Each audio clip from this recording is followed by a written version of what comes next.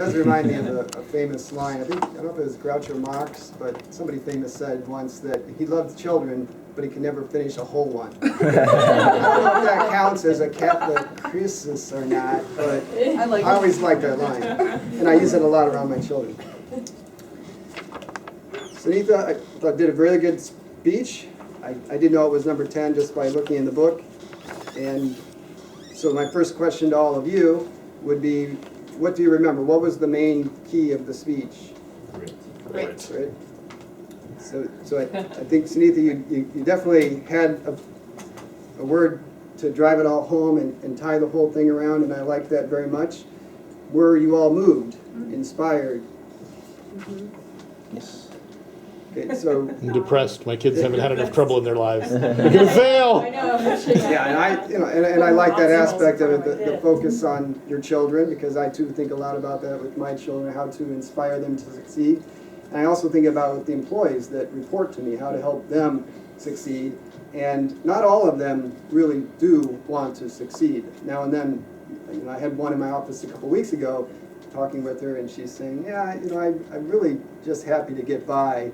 And, she's saying her husband's pushing her, and this isn't the first time I've had that kind of conversation with an employee. And it does, and listening to your speech helped me reflect a little bit more on how I might talk to her and try to inspire her. But at the same time, I did feel like a good portion of Sunitha's speech talked a little bit more about how to succeed, or the keys to success, as opposed to purely inspirational, or maybe connecting as much with the audience about making us want to succeed. So it's a little more, I felt it could have been a little more on the purely inspirational and a little less on the how-to. I did very much like the phrase that did go in the inspirational direction, which was awaken your grit. I think that was a great kind of phrase to tie the whole thing back together there towards the end of the speech. So overall, I felt it was a very well-delivered speech. I watched her eye contact. She was looking around the room as she spoke.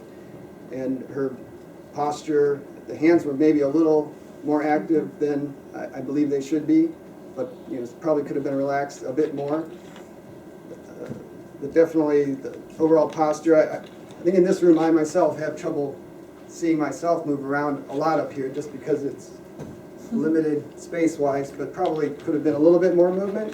But as I watched other people up here too, it seems like in this room people, as opposed to the other room we were in, tend to stay behind this lectern a bit more.